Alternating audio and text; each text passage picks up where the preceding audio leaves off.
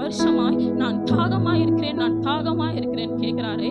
அப்ப எத்தனை பேர் அவருடைய தாகத்தை தீர்க்க, எத்தனை பேர் அவருடைய தாகத்தை, அவருடைய தேவையை சந்திக்க எத்தனை பேர் முன்வர போறீங்க?